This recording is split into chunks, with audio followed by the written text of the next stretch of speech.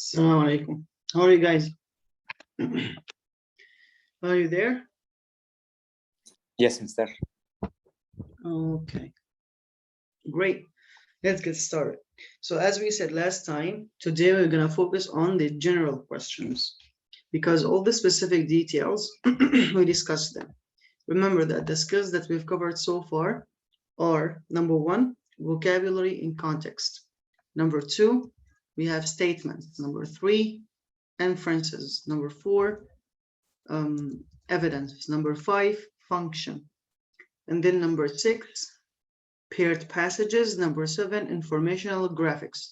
These are the 7 skills that are related to specific parts of the passage. Now, the SAT asks you, of course, questions about, small picture, specific details, but we also have the big picture, the general questions. Okay, so what are these general questions? First of all, of course, any author, any writer, when you want to write something, you have a reason for writing, right?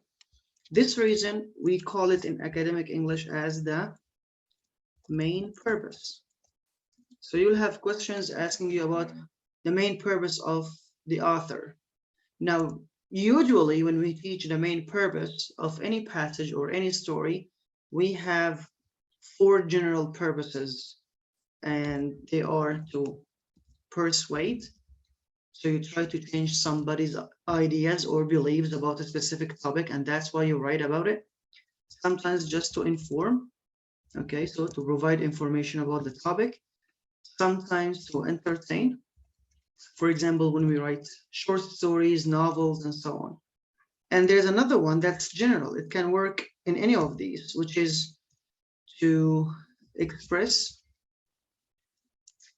feelings and thoughts. That's a general one, okay? But of course, the SAT, when they ask us about the main purpose, not all the time we will have the options A, B, C, and D telling us to persuade, to perform, or to express feelings and thoughts. It's going to be more specific, and that's based on our understanding of the passage.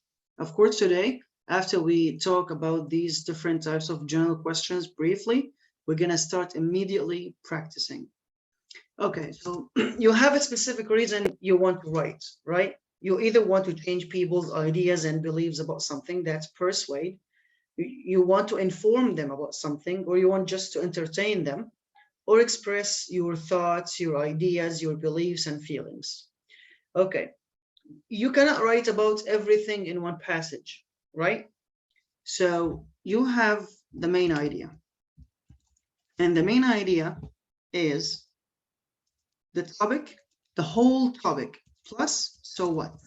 Because of course, you're not going to be able to cover everything about that specific topic, right? When we write about technology, of course, we cannot write everything we know or believe about technology.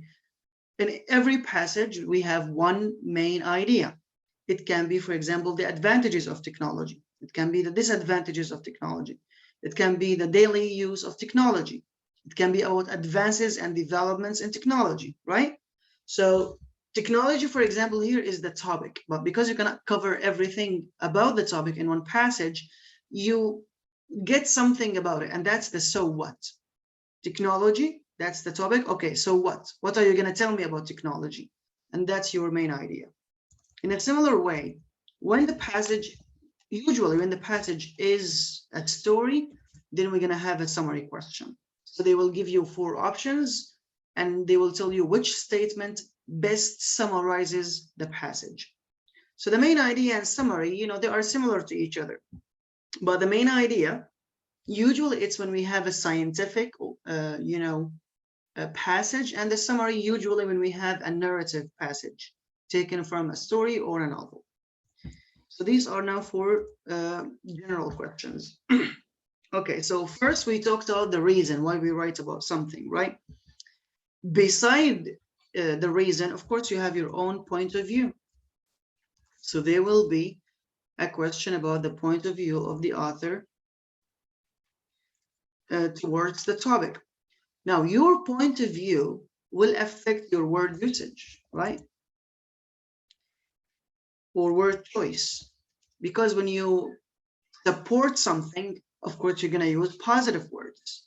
If somebody else wants to talk about the same topic, but he or she is against it, they will use negative words, right? So here it's about positive versus negative, and that's going to be what's the attitude. And the attitude, guys, is the tone. So also we're going to have tone questions. So they will ask you about the overall tone of the passage. If you remember, for example, when last time we did, a set of paired passages, it was about space mining. We noticed from the words, from the ideas, from the main points of the passage that the author of passage 1 supports, space mining. But we need, after we decide if it's generally positive or negative, we need to be a little bit more specific and decide what kind of positive. For example, in space mining, we can say that the author has an enthusiastic tone, supporting tone, hopeful tone.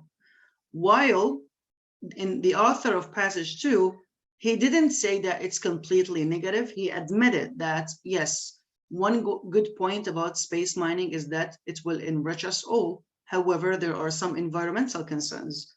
So if they ask us about the tone of passage 2, we're going to say, for example, the author was worried. The language was, it was comprehensive. It shows us that there is worry and so on. Okay. So that's the tone question. Number 5.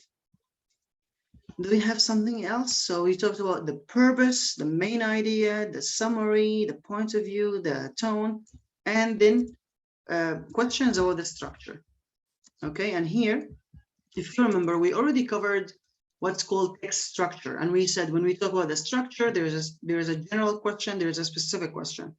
We covered the specific one, which is the function. If you remember, we said, of course, they're going to give you specific lines from the passage, and they will just ask you, what's the main function of mentioning or adding this information in these specific lines? And you have to go back to the beginning of the paragraph, getting the topic sentence to understand the main idea, and then connect the main idea to the other details in the same paragraph.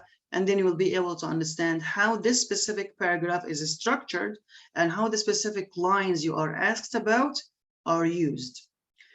But today, since we're talking about the general questions, of course, we're going to go to the general structure part.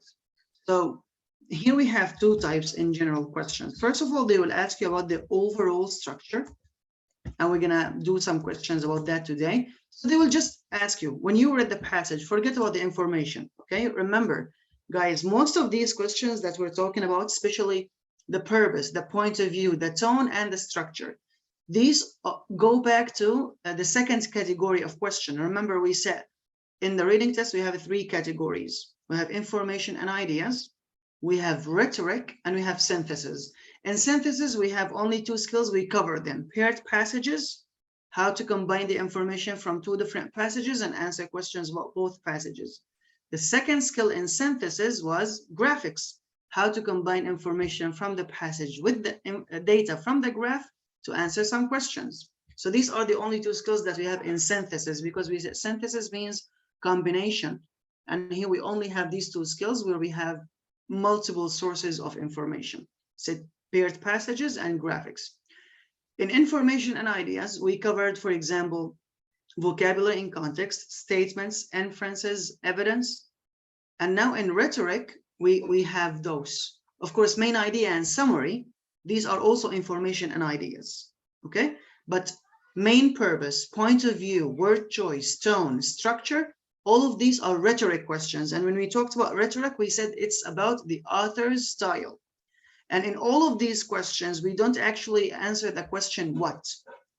We answer always in these questions why, or sometimes how.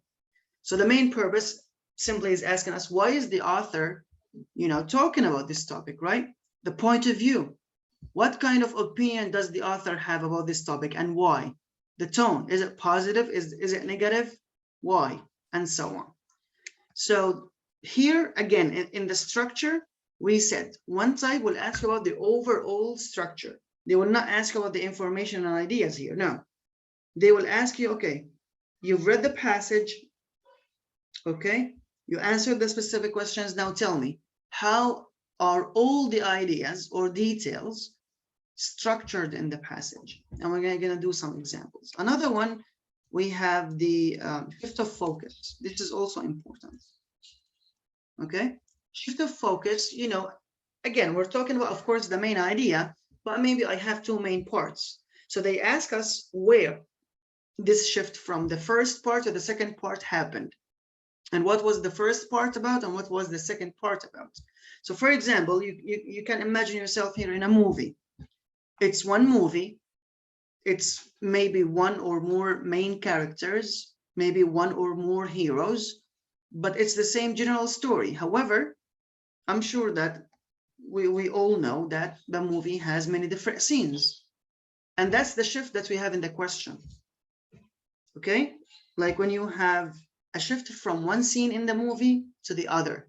You have two characters, they are at home having dinner, and suddenly you move to another group of people who are maybe in the restaurant.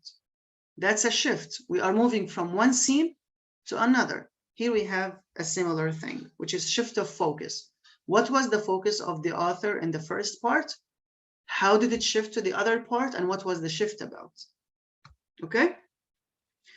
So as you can see, there isn't much here we can write about these things, because since they are general questions, to be honest with you, all of these questions, all of these types depend on your comprehension, understanding of the passage in general, not just one or two specific ideas.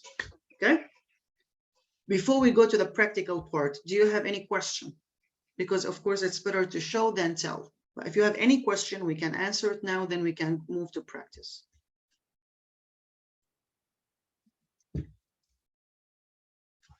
No questions? Are you sure? Okay, great. Let's see. So now we're going to start with the first passage. We are familiar with it, if you remember. This is the passage about Akira, who came to ask for Naomi's hand. And when we read this blurb, we said the setting is in Japan in 1920. She and her daughter Naomi are members of the House of Fuji. I'm not going to read the whole passage because we already did that, right? And we answered many questions about it. For example, we answered question number 3 about the word directly before, and we said directly here means without mediation, because he went there without asking his parents. We answered question number 4, which was about what he fears the most from Chi. And we said the fact that she will consider his proposal inappropriate, again, because he didn't ask his parents. And we chose our evidence for that when he said, please don't judge my candidacy. And that's C for question number 5. And then we answered question number 8, which was about the meaning of the word form in line 2. And here we said form means tradition, which is a synonym for custom. So for 8, the answer is B. And then we answered questions 9 and 10 as well. We said, what is that matter of urgency? We said the answer is C. He has been offered an attractive job, which was being a dentist in another country, which was the United States.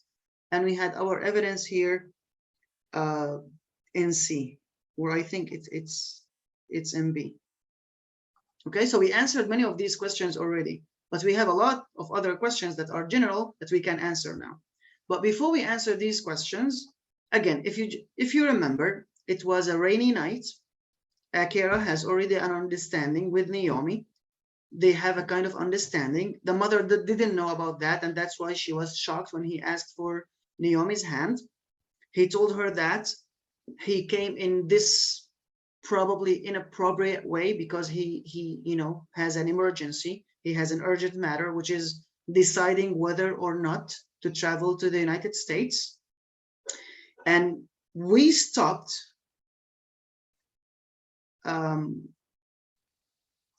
here, I think, yes.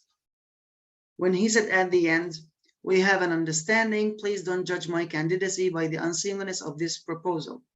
I ask directly because the use of a go-between takes much time. Either method comes down to the same thing, a matter of parental approval. If you give your consent, I become Naomi's Yoshi. We will live in the House of Fuji. Without your consent, I must go to America to secure a new home for my bride. And then we still have only this part. We can read it quickly. But guys, look, again, when we go to the practice part about general questions, I know that it can be a little bit boring because I am the one who's dealing with most of the information. But please, I need to feel that you're there with me, okay? So those who are not opening up their cameras yet, please open up your cameras so that we can have this kind of discussion together. So let's read this part quickly. Now, eager to make his point. Now I'm reading in line 71, and please follow me. It's very important, okay? We are here. Eager to make his point, he'd been looking her full in the face. Abruptly, his voice turned gentle. I see I've startled you. What does it mean, startle? Frightened. Yeah. So scared, surprised, shocked, something like that. Now, why is that? Because he was eager to make his point. So, you know, we said he was talking so fast. He was trying just to express his points. He wants to get her approval. But when he looked at her and he saw that, you know, actually she got a little bit confused and scared and surprised, his voice turned gentle. He noticed the change in her, and he said, I see I've startled you. My humble apologies. I'll take no more of your evening. My address is on my card. If you don't wish to contact me, I'll reapproach you in 2 weeks' time. Until then, good night. So once he noticed that she got confused, surprised, and a little bit scared, maybe, he withdrew. He just ended the conversation. He said, my humble apologies. I'm sorry for that. I'll leave. If you contact me, fine. If you don't, I'll come back after 2 weeks. Good night. So he bowed and left, taking her ease with effortless grace, like a cat making off with a fish. So of course, that's the comment of the narrator, right? He said it was very easy for him to just withdraw. But now, of course, she's confused. She's having a lot of different feelings within her, and so on. And here we have Naomi. Mother, she heard Naomi's low voice and turned from the door. He has asked you? The sight of Naomi's clear eyes, her dark brows gave Chi strength. Maybe his hopes were preposterous. And who can tell me what preposterous means? Come on, guys. Serious? Preposterous. Sorry? Serious? It's the exact opposite. Hmm. Ridiculous.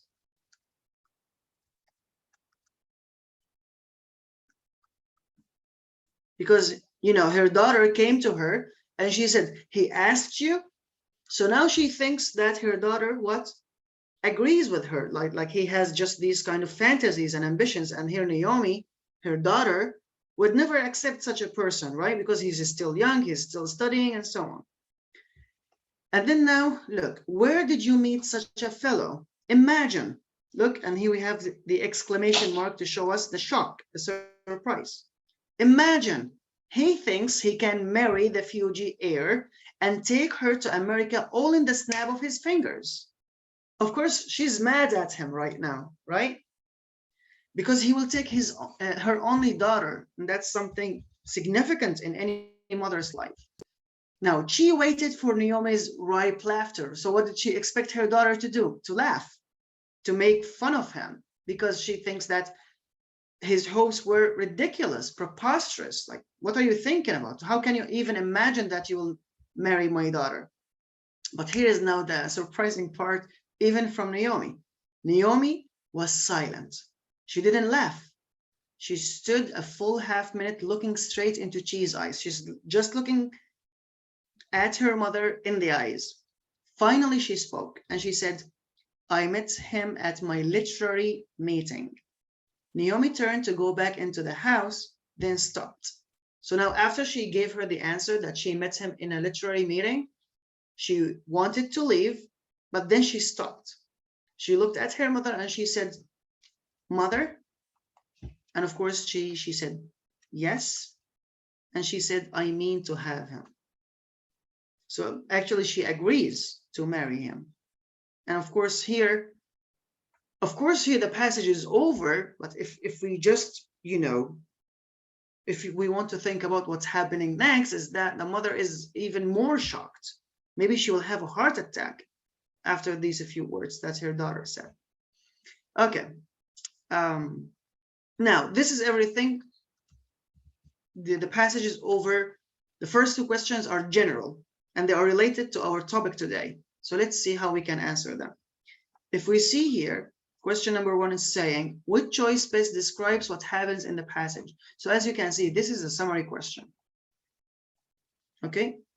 It's only one question, and they're asking you, okay, give me a statement that best describes what happens in the passage. And I'll give you just like a few moments to look at the options that you have, think about them.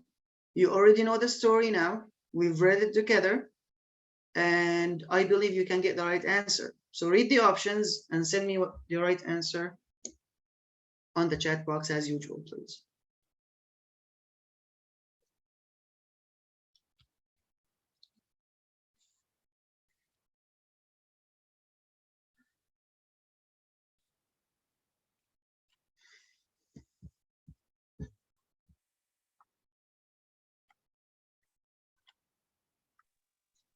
What does reminisces? Yeah, reminiscence simply means to remember things about the past, like to sit there and just go back in memory to what was happening in the past.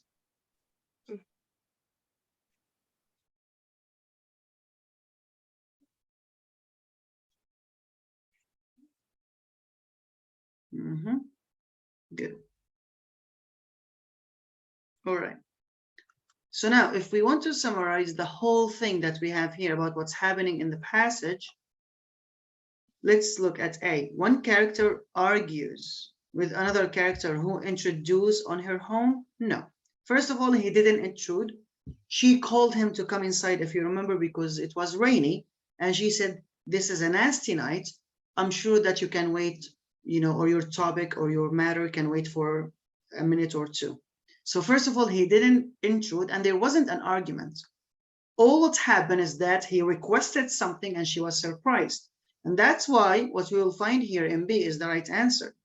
One character, who's she, the mother, receives a surprising request, which is the marriage proposal, from another character who is Akira. Right? And that's what we should do here. We should just connect the dots. Who's the one character? It's the mother, she. What happens to her in the passage? She receives a surprising request, which is the marriage proposal, as we said, from another character. Who's the other character? Again, it's, of course, Akira. Okay? When I said, for example, that the answer is C, then what I'm saying is that maybe the mother, because here we have she, and this she, of course, it should be referring to the mother, she. They're telling us here that what's happening here is that one character, she, just remembers about choices she has made over the years. No, that's not something in the memory. That's something that was happening at the time. So C is wrong. D, one character criticizes another character for pursuing an unexpected course of action.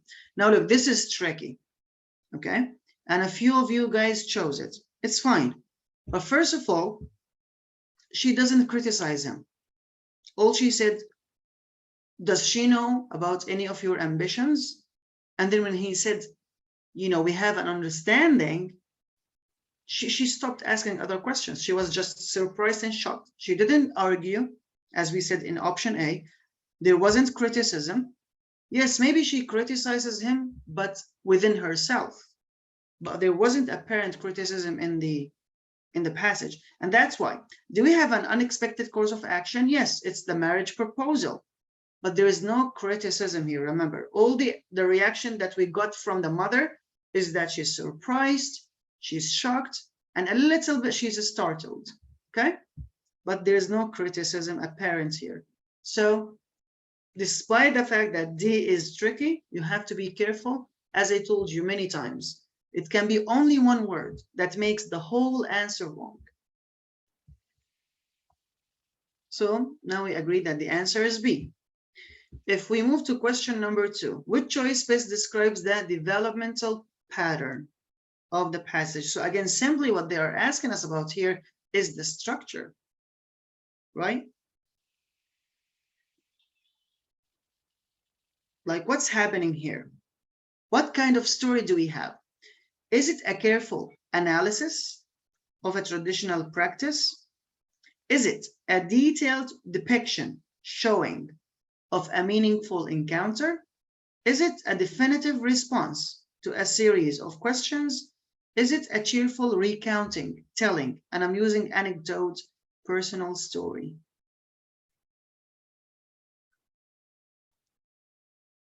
Again, I'm gonna just let you think about these options and send me the one that you think is the right answer.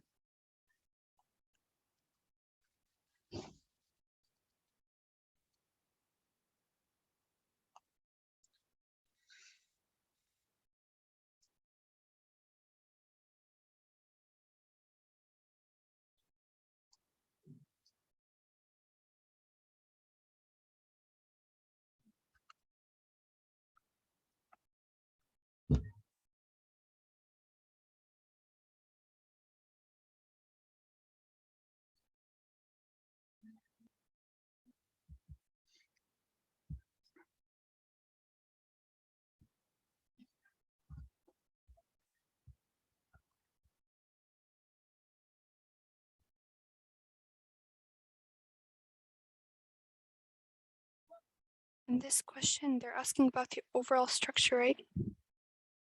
Yes, how can we summarize the structure? What's happening? Is it an analysis of a traditional practice? Is it a depiction showing of a meaningful encounter? Is it a response, a definitive response, a certain response to a series of questions? Or is it a cheerful telling of an amusing personal story, a cheerful recounting of an amusing anecdote?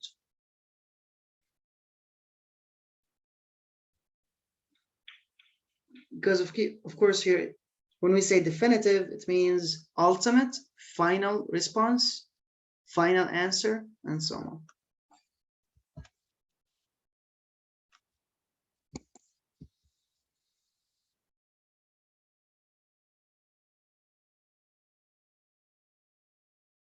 What does depiction mean? Depiction simply means painting or showing. So they are showing us what's happening in detail in that meaningful encounter.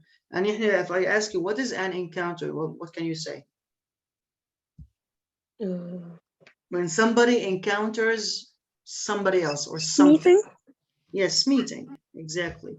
So encounters mean, encounter here means meeting. So it's a detailed depiction, telling, showing, painting of a meaningful meeting.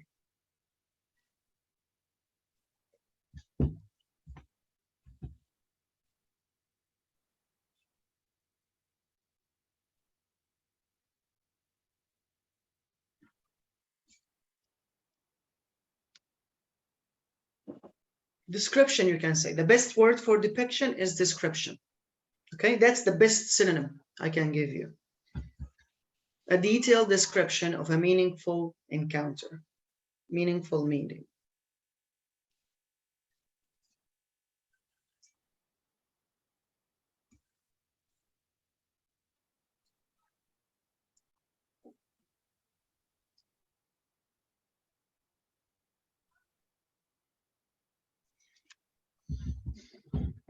Let's see. Yalla Yahya, we are waiting for you. Sana, please send your answer as well.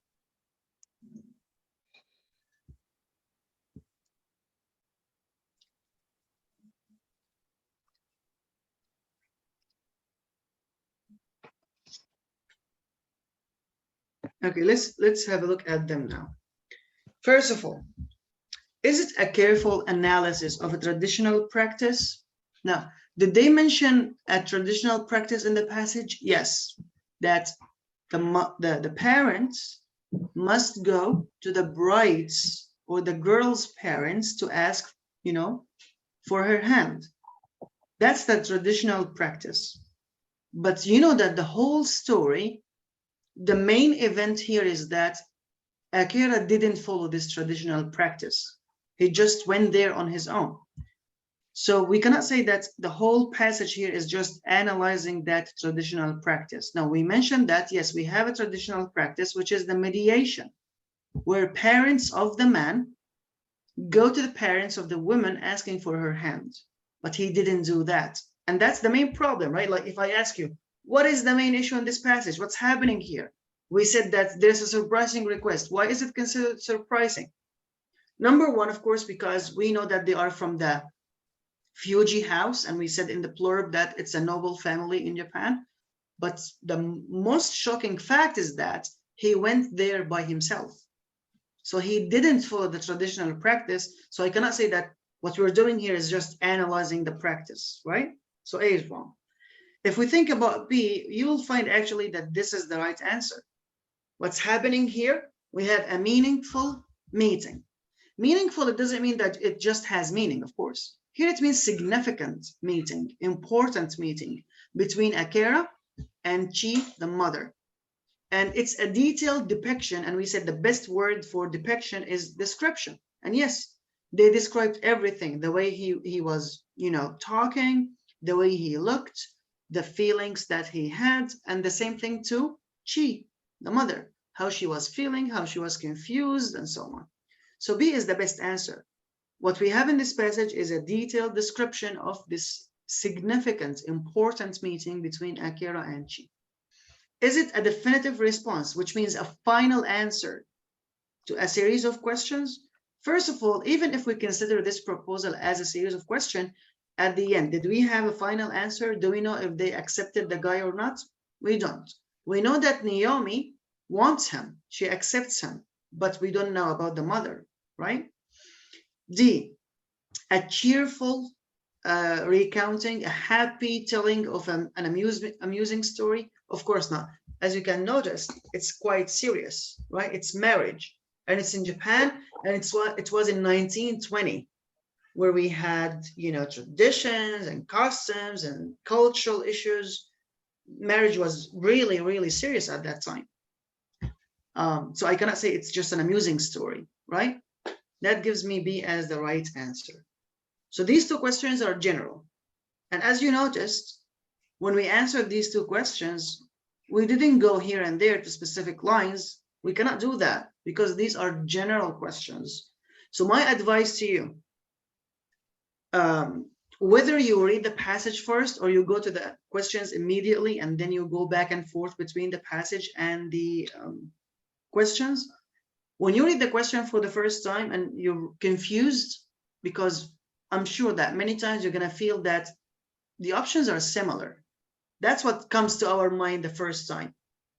Of course, that's not true. The answers are not similar. So what you need to do is just, it's a very basic thing you can do. Be patient. Don't rush. Don't say, I have to answer these 2 or 3 general questions right now. No, you cannot. The more you put pressure on your mind, the farther the information will be, right? And the worse the situation will be. So if you read the passage first, and then you go to the questions one by one, then you can answer these questions at the beginning, okay? If you can't, as I said, just be patient because you're gonna read again anyway to answer others' questions, and that will give you a better idea of what's happening in the passage, and then you can answer better. But of course, if you choose not to read the passage first, you just read the blurb with the title and the main information we have in the description, and then immediately go to the passage, then of course, you cannot approach these questions at the beginning. If you are one of those people who choose not to read the passage first and go immediately to the blurb and then questions, then of course you're going to answer these general questions at the beginning. You have to be patient, go and find specific questions, answer them.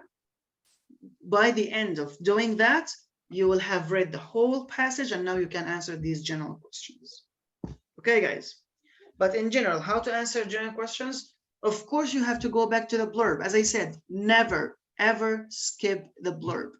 It's only 2, 3, 4, maximum 5 lines, but they are very important because, as I said, they will tell you about the topic, the subject, the main idea, information about the author, information about the point of view, positive or negative, supports or is against, and so on. Never miss the blurb. When you read the blurb, you go to the question as usual. You have to highlight the keywords so to understand what the question really wants you to do. For example, here the keywords were developmental pattern, which means I need you to summarize the structure. The first question, the main words were what happens in the passage, which means I need a whole or a summary of the whole thing, and so on. Now let's see if there are other questions about this passage that we haven't answered, and we can do that now. As I said, so now we answered 1 and 2. 3 is already answered, 4 is already answered, 5, we didn't answer 6, B4, and 7. 8, 9, and 10. Yeah, we still have only 6 and 7. And these are also general questions. Okay? 6, here, they're in one way or another, that's a tone question, because tone is about the feelings, it's about the attitude. Remember, when we say a tone question, then we're talking about what? Feelings and attitude. Sometimes they ask you about the feelings and the attitude of the author, but sometimes it's about the people in the passage. If it's a story, then they ask about the tone or the attitude of the characters. If it's a scientific passage and we have researchers mentioned, sometimes they ask about the feelings and the attitude of that researcher, and so on. So here, of course, that all depends on the keywords we highlight. So let's see the keywords in this question. In the passage, you see, they didn't say in paragraph 1 or paragraph 2, they didn't say in lines 15 to 16. That makes the question general. Akira addresses Chi. So he talks to Chi with what? And that's the attitude now. Okay? Affection, but not genuine love. Objectivity, but not complete impartiality. Amusement, but not mocking disparagement. Respect, but not utter deference. If you need help with the words, I can help you here, guys.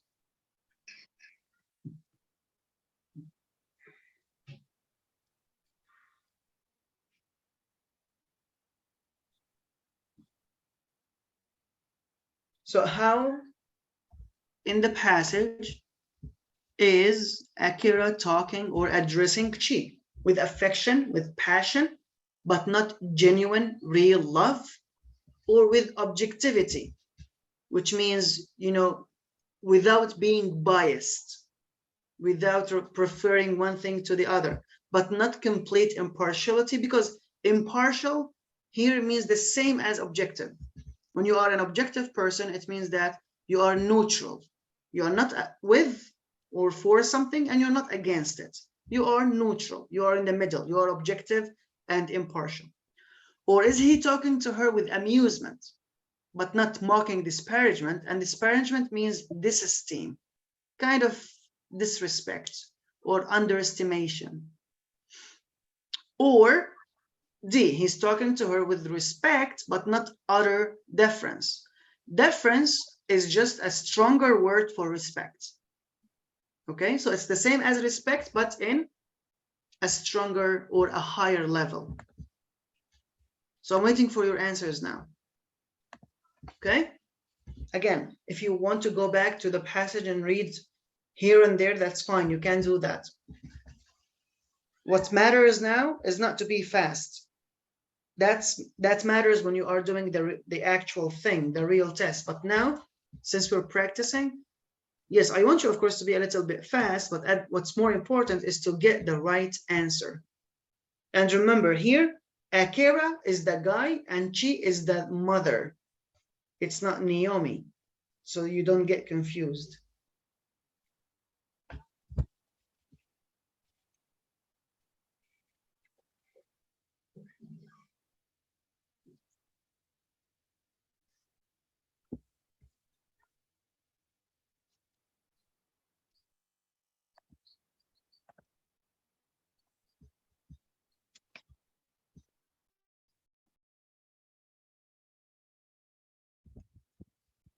Utter difference, what does it mean? Utter here is used as an adjective and it means complete, absolute. Deference, as I said, it means a high level of respect. Oh, okay. So they are telling like he's talking to her with respect, but not with absolute respect. So he's respectful, but not, you know, in an exaggerated way. Oh, okay.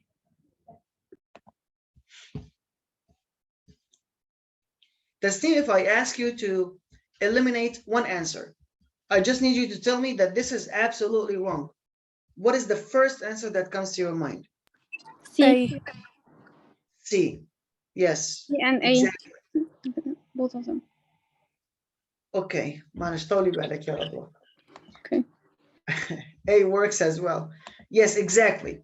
Because first of all, look, actually A would be like the second or the third answer that I'll eliminate, because sometimes, because we're reading so fast, we get confused with characters and we would say, okay, so he's talking to Naomi, he loves her, and that, okay, so he's talking to her with affection. But no, as I said, don't be confused, it's the mother. So he's not talking to her with passion or affection. But I would agree that C and A can be eliminated because, as we said, it's not amusing. It's not an amusing story. It's a serious matter. So C is wrong. And it's not A because he's talking to the mother, not to the daughter. Okay, now all we have is that he's objective, he's neutral, or he's respectful. Most of you got the right answer, which is D. Of course, he's talking to her with respect, but what do they mean by saying not utter difference? Why did they mention that? Like, wasn't his respect complete, full? No, Why? Because he was supposed to come with his family. Okay, but here the question is about the way he addresses her, the way he talks to her. We already agreed that. Formal. Sorry? He was formal. And he said that if you say no, so I can go to America and find another home for my bride. So that is not complete respect. Yeah, kind of. I agree with you here. Yes, that makes sense. That really makes sense. Like he's telling her that one way or another, I'm gonna get Naomi. So I agree with you here. She might consider that disrespectful. Like, why are you saying this? Who told you that we're gonna agree anyway? And the other thing is that, remember here, that eager to make his point, he'd been looking her full in the face.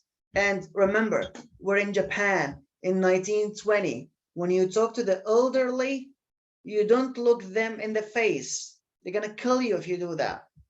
Okay?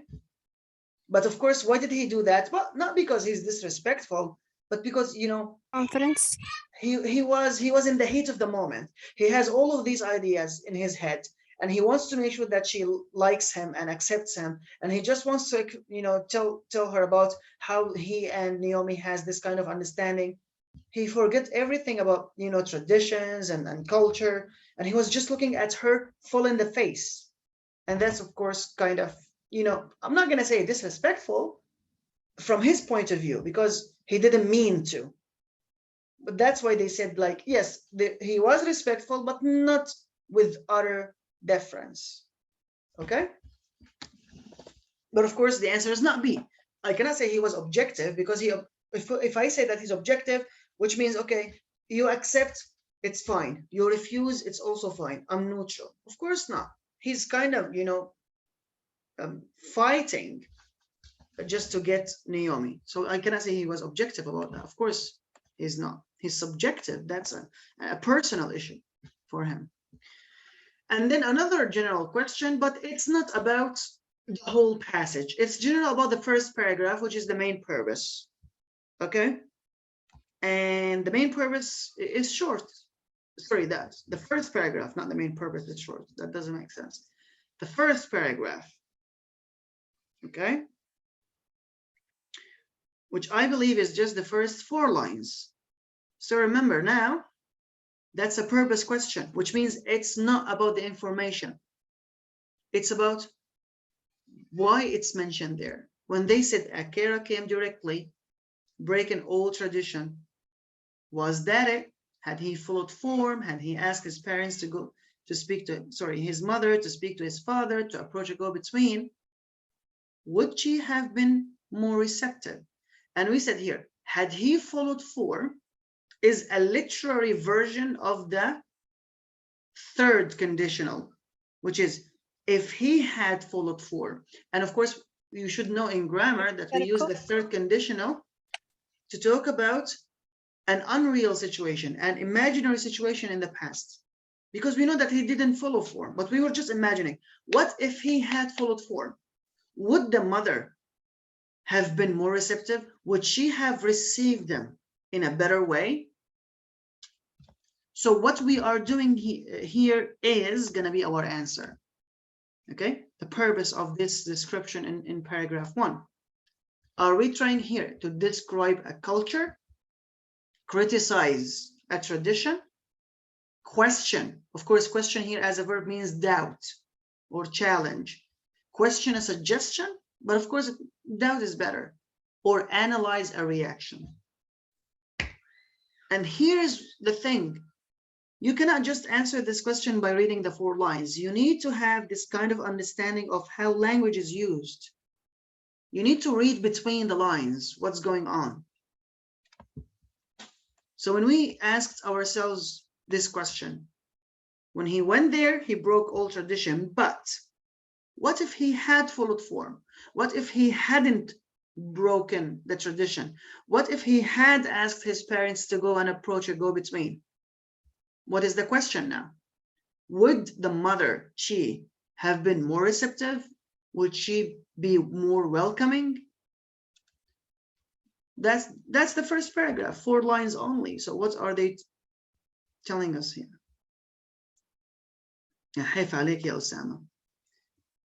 Never chicken out. Whenever you choose an answer, just choose it. Because 80% of the time, when a student changes his or her answer without a solid evidence in the passage, they change from correct to incorrect. And the thing is, Mr. in the SAT, there are always 2 answers that are like nearly correct. What does that mean? I didn't get you. Like point. 2 questions are obviously wrong, 2 suggestions. Okay. But and 2 are like similar, so I hesitate. Okay. So this is just a tip for all of you guys. Many times after you answer a question, you get tempted. I must change it from A to B. I must change it from A to B, for example. And as I told you, 70 to 80% of the time, whenever a student changes his answer, he moves from the right answer to a wrong answer. So what can I do when I feel that? And you're going to feel that. We are human beings, of course. You're going to feel that when you are doing practice tests and when you're doing the actual test. So what's the solution? Shall I change? Shall I not? The answer is simple. Tell your mind that I need to see something with my own eyes that support the answer that I'm going to change to. And if you don't see that, don't change. Okay? Okay, guys, where are the answers? I'm waiting. I sent you my answer if you saw it. Of course, I got your answer, Tasneem. Don't worry about that. Let's see.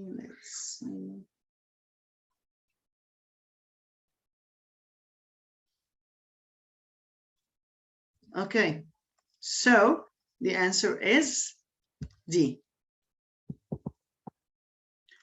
Whose reaction are we trying to analyze? It's Chi's reaction.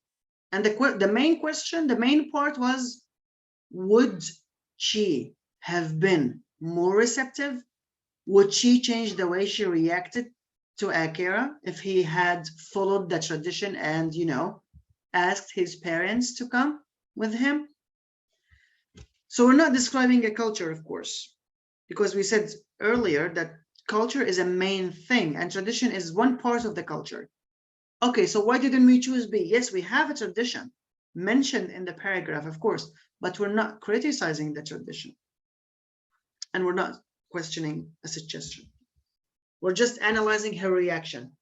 Why? Because, of course, the author here, remember, when we read this, we didn't know anything about what's going to happen. But this is one technique the author uses to prepare you for what's next.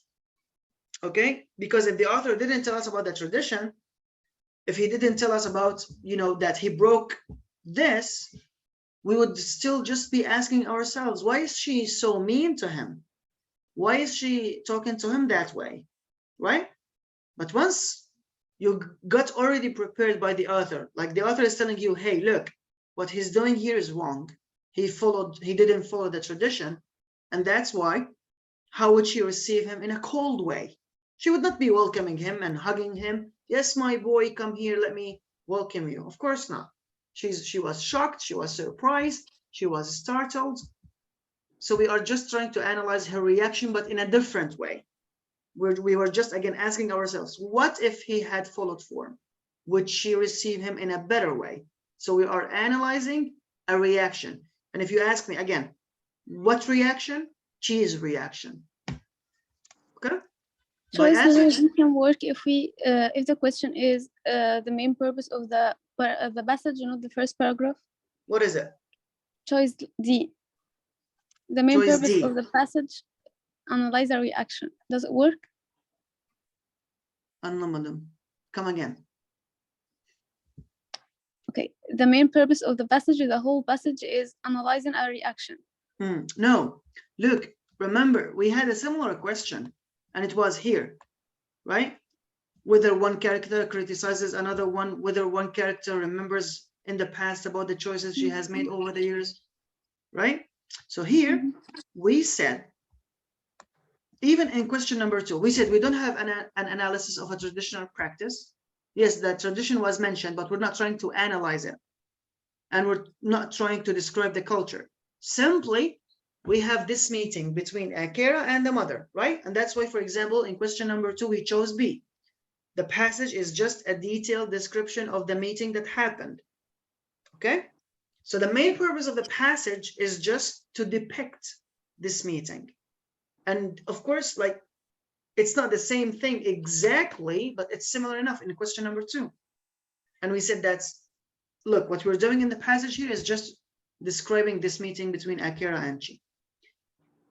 Okay, so no, I cannot say analyze a reaction is the whole passage's purpose, or describing the culture, or criticizing the tradition. No, as I told you, the whole point why the author mentioned these 4 lines is just to tell you, look, guys, pay attention. Remember that this is Japan 1920, and by going there by himself, he broke the tradition, and that's why you will not expect the mother to be welcoming and receptive. And then again, when you read the next lines, everything is going to make sense. Why she's cold to him, why she's surprised, why she's not happy, right? And why is he apologizing and saying, I'm sorry, I wouldn't usually do this, blah, blah, blah. But just imagine yourself, without any kind of description, you got into the dialogue. A lot of questions will be in your head. What's going on? Why is she cold? Why is she mean? Why is he apologizing? He's not doing anything wrong, and so on.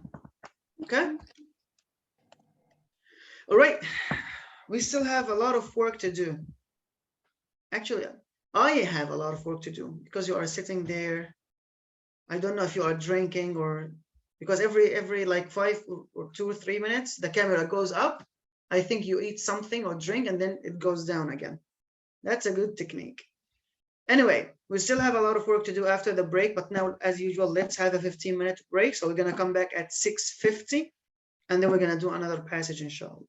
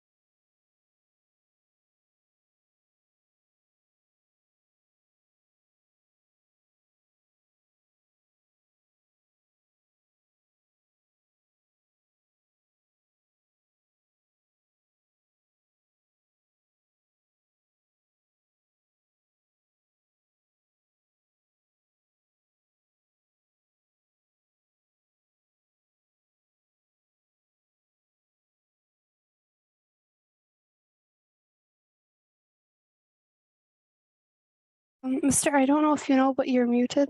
I don't know if it's on purpose. So you haven't heard anything? No. Great. No, Mr. Okay, I didn't say anything specific, but I was just asking you to be ready so that we can do this passage together.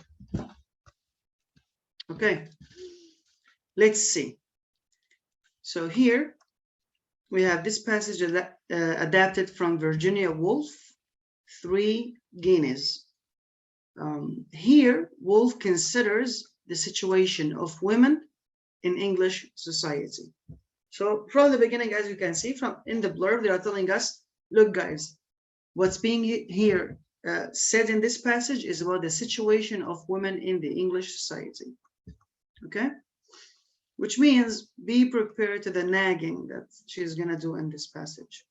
So may Allah help us.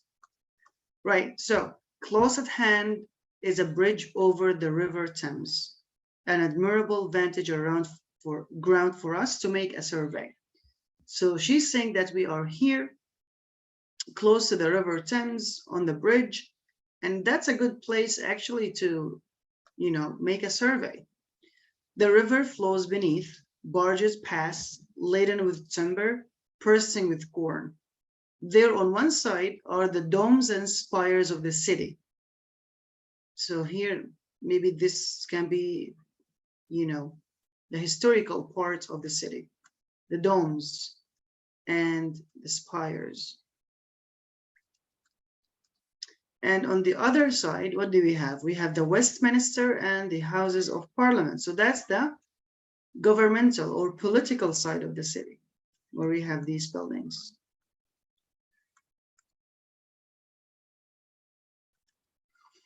It's a place to stand on by the hour, dreaming. So it's a good place for dreaming, but not now, okay? And here, of course, you always should, when you read, you should ask yourself questions. Okay, if it's a good place for surveys, if it's a good day for dreaming, why not now? Because now she's saying, now we are pressed for time. Now we are here to consider facts. What are these facts about? They are related to the precision of the sons of educated men. Now we must fix our eyes upon the precision. Again, the precision, the parade of the sons of educated men. There they go, our brothers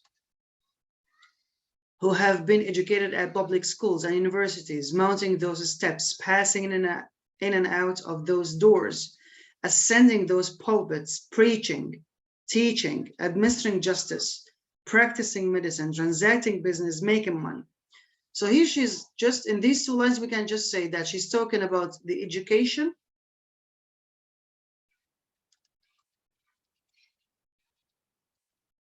I'm sorry, I'm writing very slowly, but I told you before, the pen, I have something wrong with it. So education and jobs, business, you can say. That's the summary of these 6 or 7 lines. She's telling us that men are educated in schools and universities, and they have the chance to do all the jobs in society. Okay? So we continue. Remember, when you read, you are making a map. You're highlighting the keywords. You need them.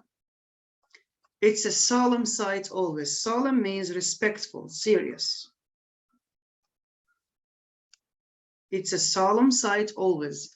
A precision like a caravanserai crossing a desert. You know, like a caravanserai when we have a tribe with a group of, you know, camels and they are just crossing the desert. She's saying it's like that. But now And remember, we said whenever we have words of shift, it means that there's a question about it. So you will see now in the questions that the first but we said, but not for now, because we are pressed for time and we need to focus on the sons of educated men. There is a question there. And here we have, but now again, there is another question there. So as I always tell you, but, however, yet, still, and all the other words that show us there's a shift, there's a contrast, usually there's a question in that specific part. So we need to focus here. Okay, so she said it's a serious sight. It's a respectful sight, but now for the past 20 years, it's no longer a sight merely, and merely means only.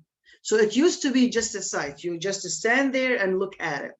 But now it's not like that anymore. It's not a photograph. It's not a fresco scrolled upon the walls of time at which we can look with merely an aesthetic appreciation. We cannot just now stand, look, and appreciate. Now we're going to ask ourselves why. What changed? For there, traipsing along the tail end of the procession, we go ourselves. And the question here, of course, who are we? Women. Women. Good. That's the main change. She said, we used to stand there and look at men, you know, going to schools and universities and doing the jobs. But what has changed now is that for the past 20 years, we ourselves joined that procession. And that makes a difference. We have looked so long at the pageant in books or from a curtained window, watched educated men leaving the house at about 9:30 to go to an office, returning to the house at about 6:30 from an office. So again, she's just explaining now. She's just giving us depictions, descriptions of what's going on. She said, we used to stay at home, look from the window and see those people leaving to work in the morning, coming back from work in the evening. And now she's saying, look, now we need look passively no longer. We don't have to be just passive viewers. We are active. We are in the process itself.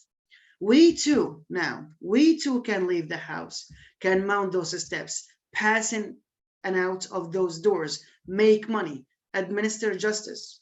We who now agitate these humble pens may in another century or two speak from a pulpit. So she's saying, not only now we are, you know, joining the procession, but maybe in a century or two, we're going to be able to, you know, ascend those steps. And, you know, a pulpit is a high place in a mosque, in a church, in a university, where a speaker goes to make a speech. What she actually means is that, of course, this is just a figurative picture of what's happening here, which means we also can be in schools. We can also be in universities, not only students, but also lecturers, instructors, and professors. Okay. If we do that, now she's saying, nobody will dare contradict us. Then we shall be the mouthpiece of the divine spirit. A solemn thought, is it not? Who can say whether as time goes on, we may not dress in military uniform? So now she's going to another place. We will not just join schools and universities and teach there, but we can also be in the military with gold lace on our breasts, swords at our sides, and something like the old cold scuttle on our heads, save that venerable object was never decorated with plumes of white horsehair. You laugh. And at the same time here, you is also for women. Okay, so we're going to see that most of the time she's using we. And there's a question about that. Why is she using we all the time? But she also addresses women with you. You laugh. Indeed, the shadow of the private house still makes those dresses look a little queer, a little weird. So she's telling women, maybe now you are laughing at me because I'm imagining that we're going to be in the military, in the university. Why? Because you still have the shadow of the private house, because you are just used to staying in the house and not leaving and doing all of these things. We have worn private clothes so long. We are used to that, to stay at home and to wear the private clothes. again, look here, we have but and as usual, there will be a question following this word, but we have not come here to laugh.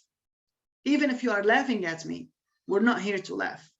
We're not here to talk of fashions, men's and women's. So why are we here? We are here on the bridge.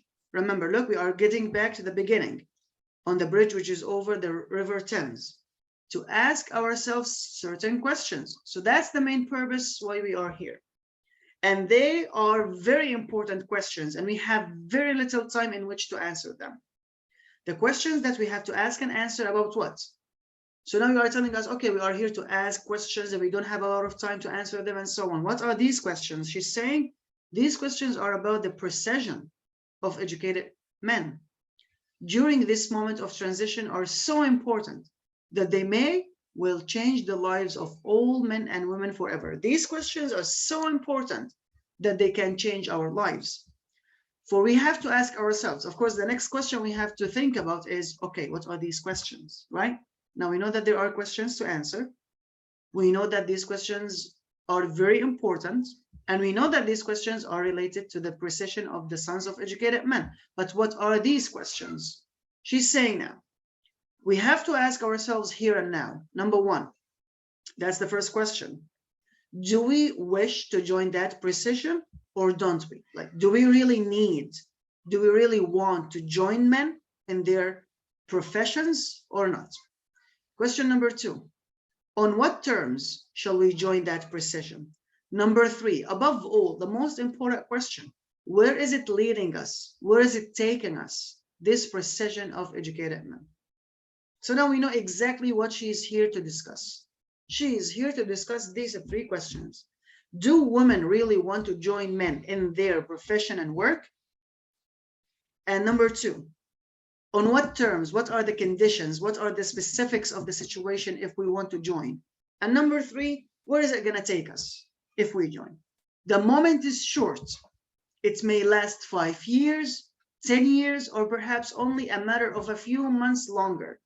Again, look, but, which means in this part, we're going to have another question. Focus on that, please. But you'll object, you have no time to think. You have your battles to fight, your rent to pay, your bazaars to organize. That excuse shall not serve you, madam. So don't tell me that you don't have time to think about these questions. Don't tell me that you have other things that you should take care of, paying the rent, going to the bazaar. You know, it's, of course, we know it in Arabic, it's the shopping place and so on. Why? She's telling them, as you know from your own experience, and there are facts that prove it, that daughters of educated men have always done their thinking from hand to mouth, not under green lamps at study tables in the cloisters of secluded colleges. So she's telling the women, look at the daughters of educated men. They have not done their thinking in offices and in libraries and in colleges. So where did they do their thinking? We will see here that she's saying they have thought while they stirred the pot. Stirring the pot is it's an expression referring to what? Stir the pot. Household work. No. Is there a specific task? Cooking. Cooking, yes. So she's telling them, don't tell me you have no time to think about these things, because the daughters of educated men, they have done their thinking while cooking. Again, while they rocked the cradle. What does it mean, rocking the cradle? What does it refer to? What does it symbolize? Taking care of kids. Yes, raising children. Resettlement. Sorry?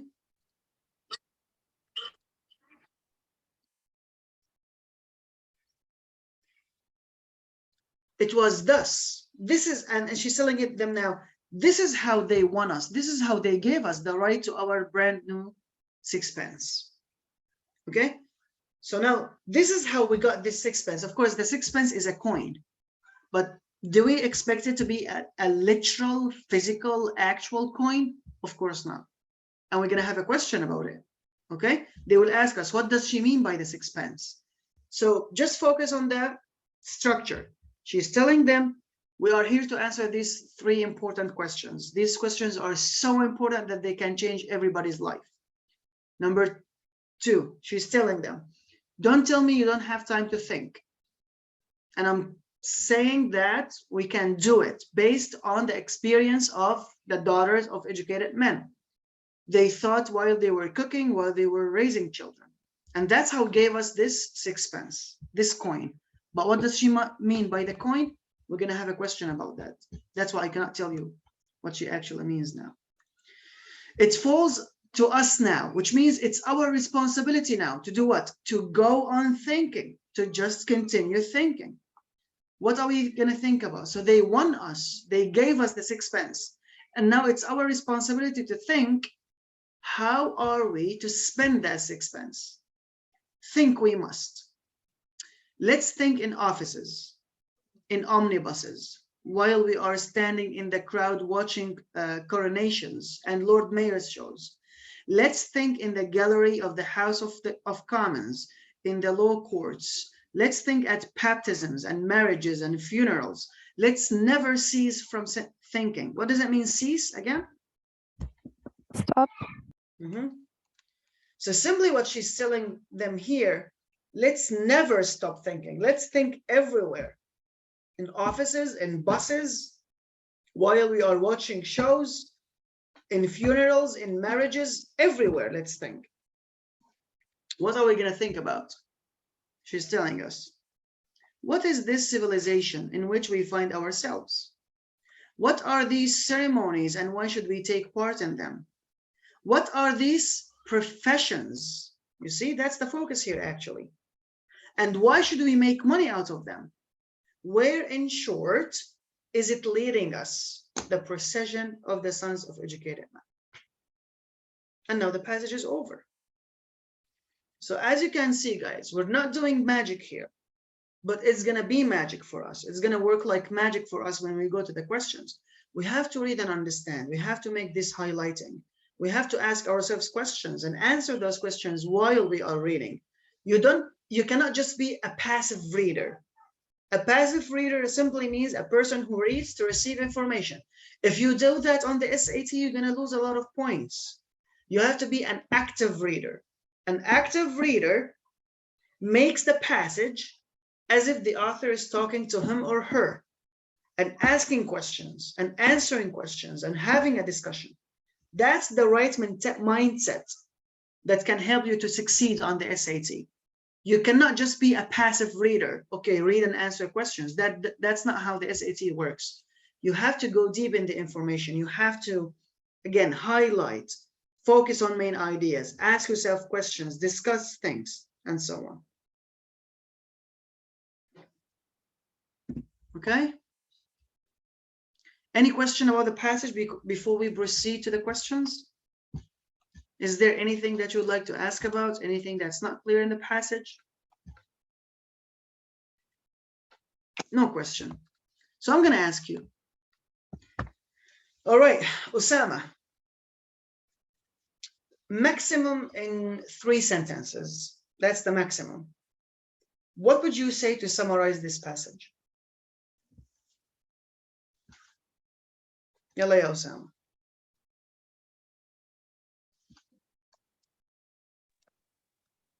This only 3 sentences?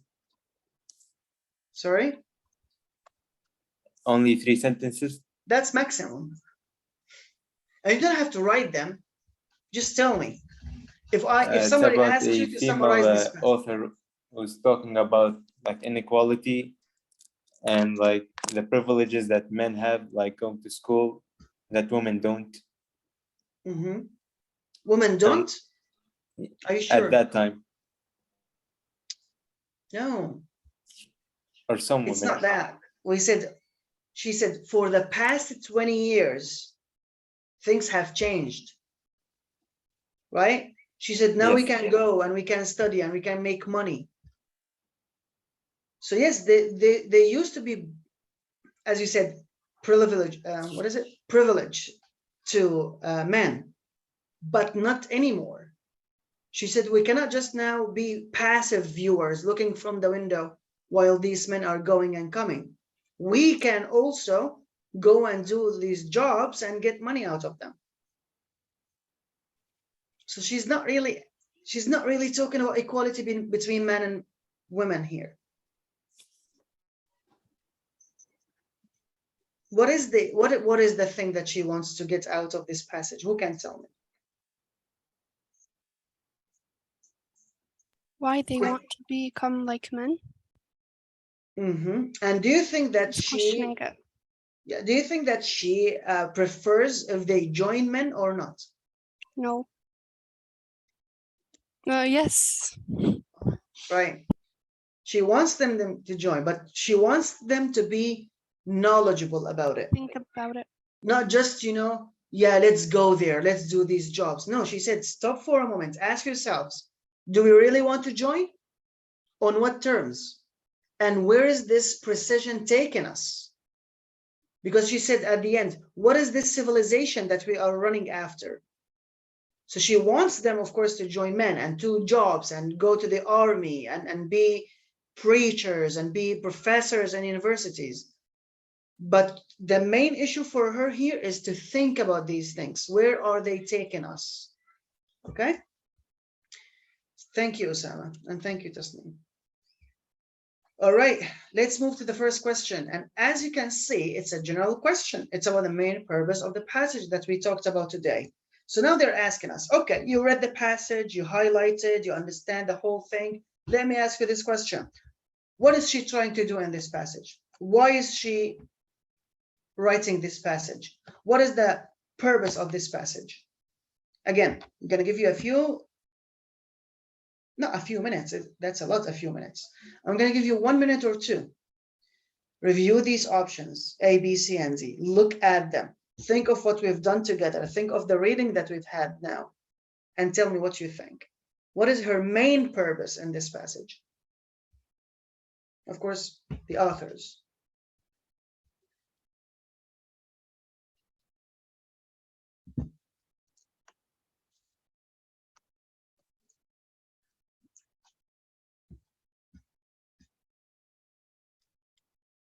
If you see some words that you are not familiar to in the options, use your dictionary. Come on, quickly.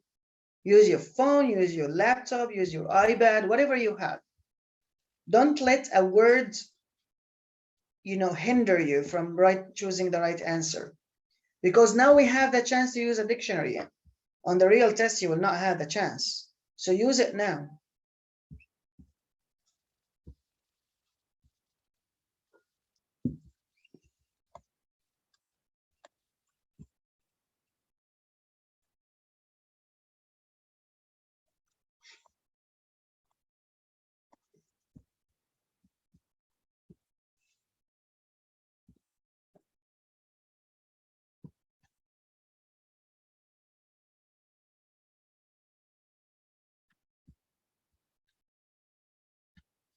Why? Why is that, Jana? Why is that, Radwa? What makes you think so? What makes you say so?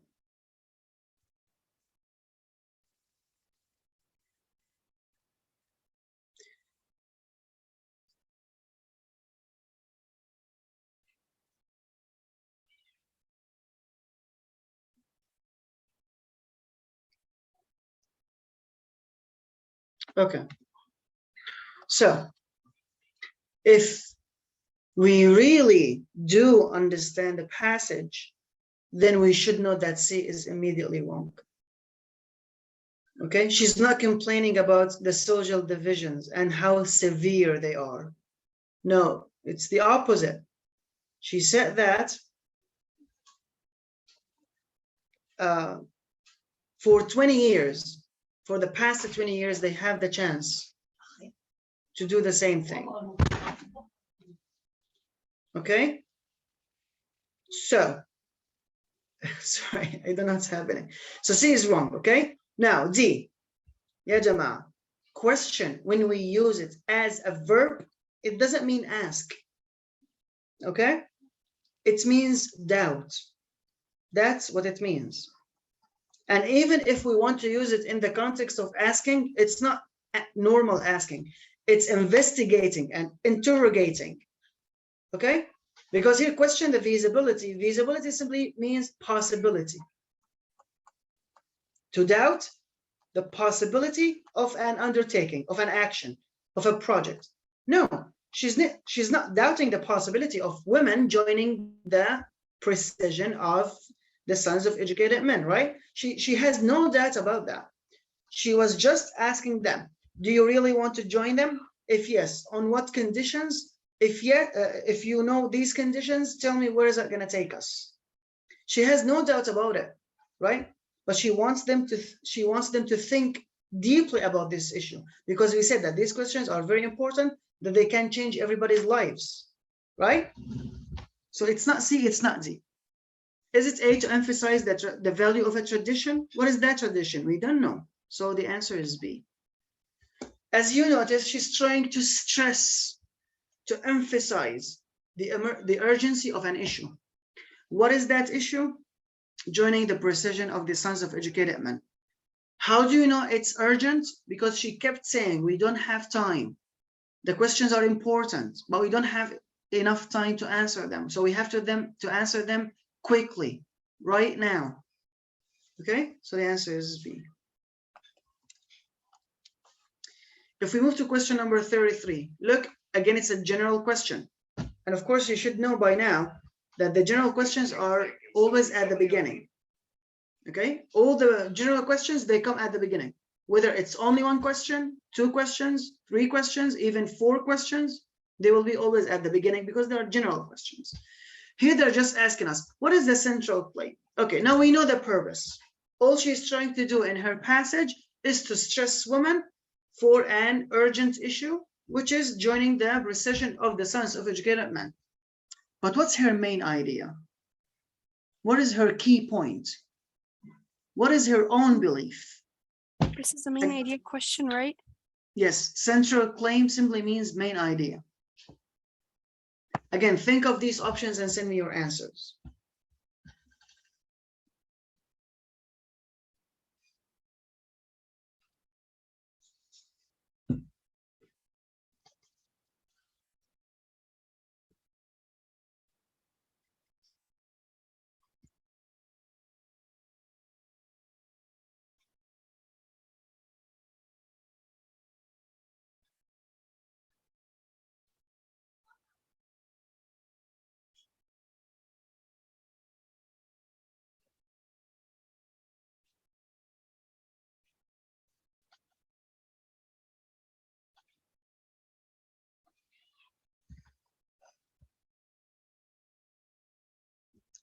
Ya Usama, Ya Habibi.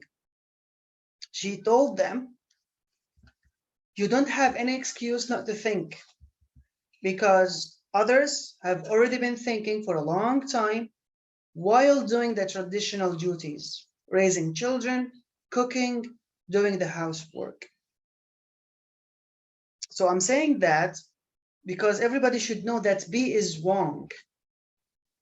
That women can have positions of influence in English society only if they give up their traditional roles. No, she said, no, you have no excuse. Others, the daughters of the educated men, they have thought while doing their traditional roles. And we said, while they were cooking, stirring the pot, rocking the cradle, which means raising children. So she's telling them, you don't have to give up your traditional roles. You just have to think about it. So now everybody knows that B is wrong. Why? It's because of the second part of the answer. Only if they give up some of their traditional roles. No. What is the evidence that it's wrong? As I told you, she said, look at the daughters of educated men. They didn't give up their, cooking and raising children and so on.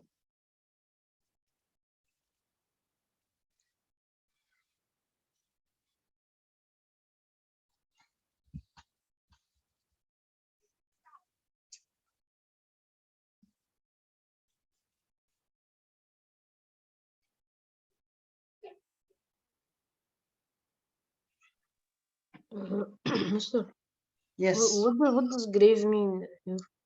Serious. Mhm. Of course, as an adjective. Grave as a noun is a place that everybody will go to at the end. Or in the end, to be more specific.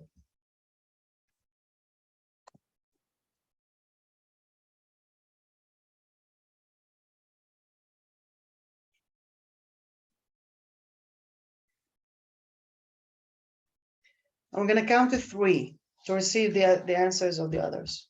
So 1, 2, 3. Everybody send your answers, please.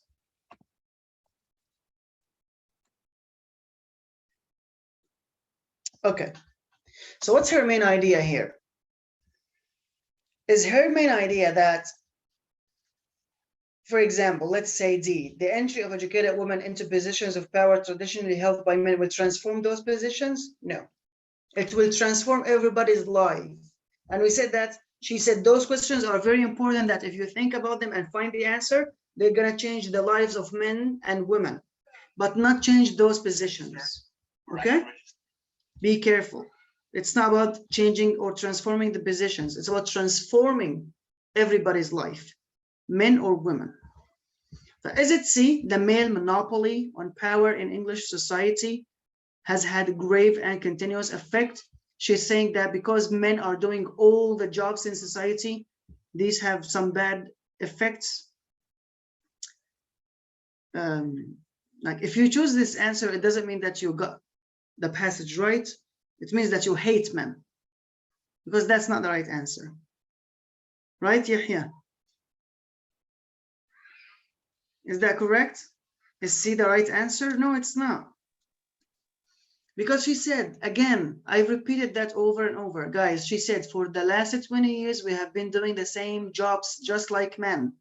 So she's not saying that there is a monopoly by men on, you know, power in English society. So C is wrong as well. But what do they mean here by male monopoly?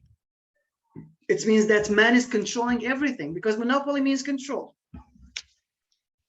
Male monopoly, that man is completely controlling the society, the English society. But no, we said for the last 20 years, women now started to get the same rights as men in education and in professions. So the answer is A. Remember, she's just telling them, you have to make a decision. Do you want to join? Why? How? Where is it going to take us? So all she thinks about here, her main idea is that educated women, they face a decision about how to engage with existing institutions. Because when she says joining the procession of the sons of educated men, what is that procession referring to?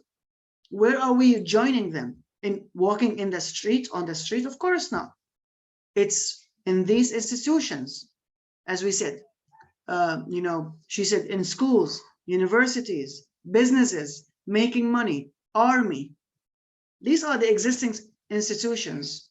It's just that women have to make a decision about how to engage with these institutions. So be careful about that. Question number 34. As I said, they're gonna ask us about we. She kept using the pronoun we throughout the passage.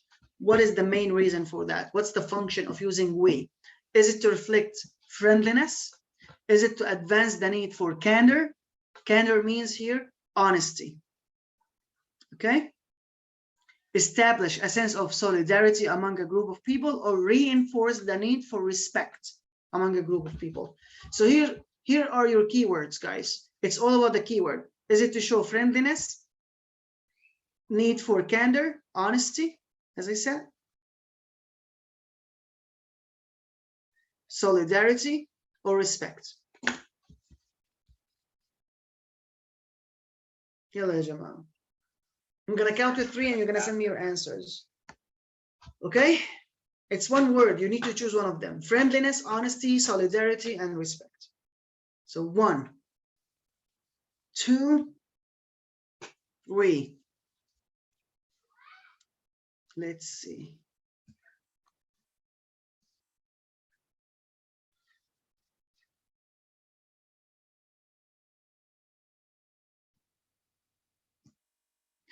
Okay.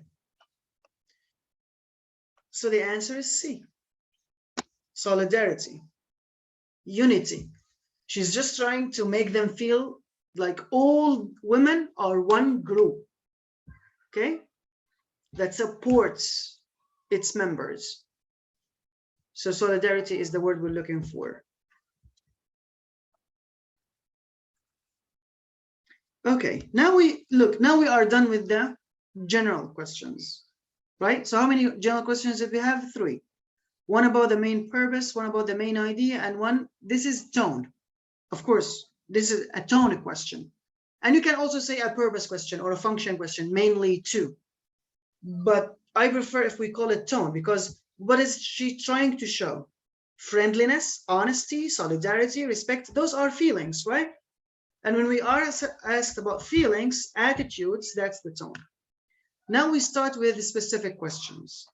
And we have question number 35. They're asking us, according to the passage, what does that mean? What type of question is this? Very quickly. According to the passage. Yalla ya halween. Evidence. No. Where is everybody? It's a statement question. Okay. Yes, thank you, Jenna. So according to the passage, so this is something that we're going to find, we're going to see with our own eyes. We're going to read it. We're going to find it. Wolf chooses the setting of the bridge because it. So simply they're asking us, why did she choose this place? Why did she use the bridge? The vantage of her passage. Of course, this is the first specific question, right? Where are we supposed to find the answer? At the beginning, in paragraph 1, because that's the first question. That's a specific. Yalla ya halween. Read the first paragraph and just try to find this answer. Why did she choose this place?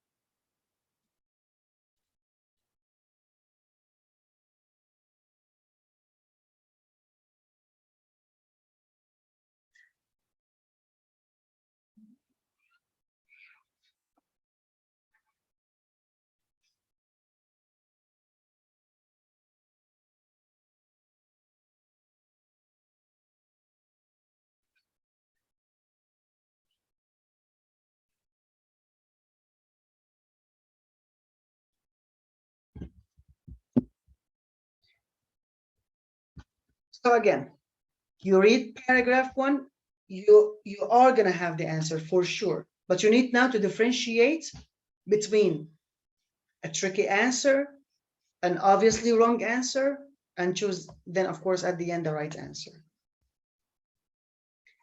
Procession, again, it means parade, a line of people walking in the street, on the street.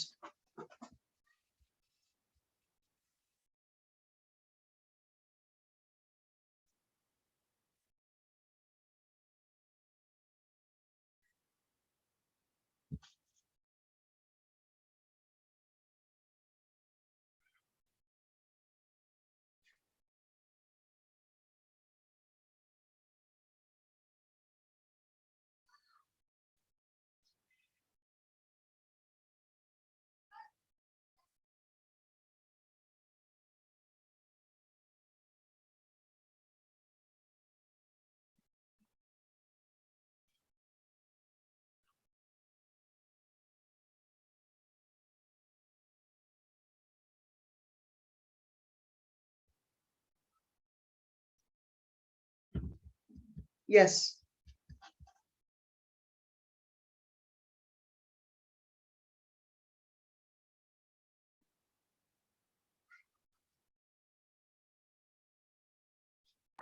It's really confusing.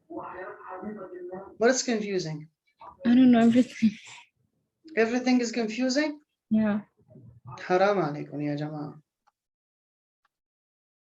Lيش confusing?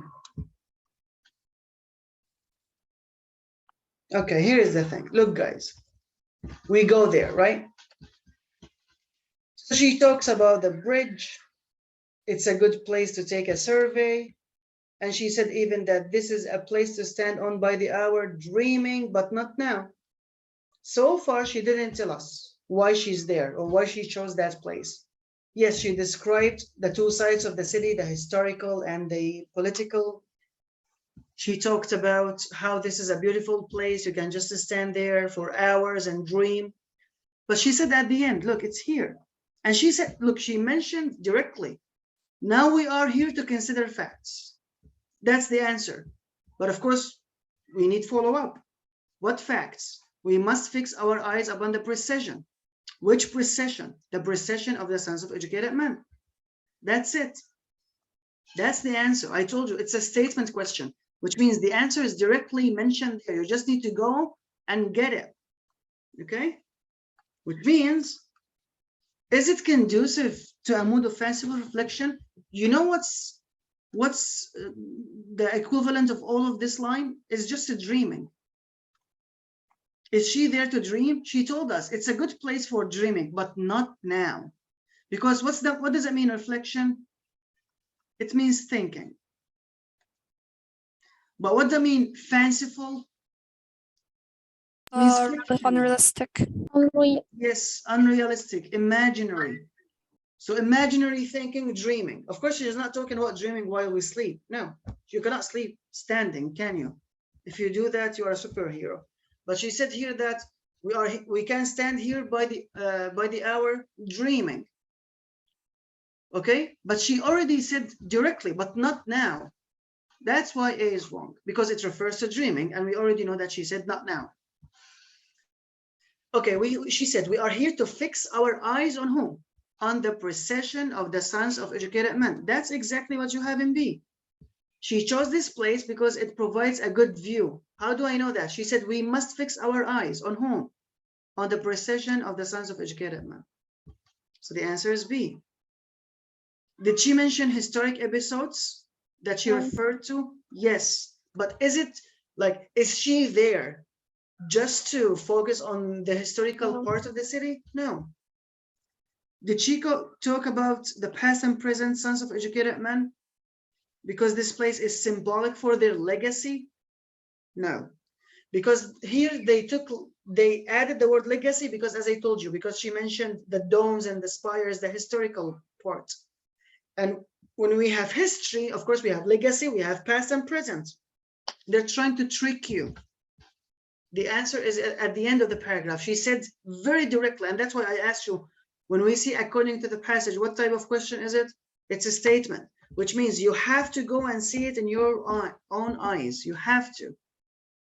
Okay? And she said, we are here to fix our eyes on the sons of the educated men. That's it. Okay, guys. And that's why I always ask you about the type of question, because the type of question tells me where to expect to find the answer, how to find the answer. Okay? Is it clear now? Do you have any question? No. Right. So far, we've done 32, 33, 34, and 35. We still have the questions from 36 to 41. And that's going to be your homework. Okay? Questions from 36 to 41. Please send me your answers tomorrow. Don't be late. If you send them the day after tomorrow, which means on Thursday when we have our session, I'm sorry, I'm going to ignore these answers. I'm not going to include them in my analysis, because you know that I take your answers, I analyze them, and based on your answers, what you got right and what you got wrong, we discuss specific questions. If you don't send your answers tomorrow, they will not be included in the analysis, and that will not help you at all. There are only how many questions from 36 to 41? 6 questions. How much time are they going to take you? So please do these 6 questions and send me your answers. And please, whenever you send me any answers, as usual, don't send your answers as a PDF or as a picture or as anything. Just a message. 1A, you skip a line. 2A, you skip another line vertically, as usual. because once you send your answers in a different way, it's going to be very hard for me to put them in my table and analyze them. All right, thank you so much. Next time we're going to check our homework together, and then after that we're going to keep practicing on general and specific questions. So basically next session and next week we're going to practice reading and writing. Once we feel confident, we're going to just move ahead and do the practice tests so that we can be ready, inshallah. Because as I told you today, you can say we are done with the input sessions, which means I'm not gonna give you like new topics because we've covered everything. All we need to do now is just to put all these skills into practice, because the theoretical part is done. You always told me that everything is fine, all the ideas are clear, you have no questions about anything. Okay, your practice with your scores will show me. They will then prove that you understand that course, that you got the skills, and that you can, inshallah, do the test and get the high score. Okay, guys. So please don't forget to do your homework, and see you on Thursday, inshallah. Goodbye. Thank you. Thank you.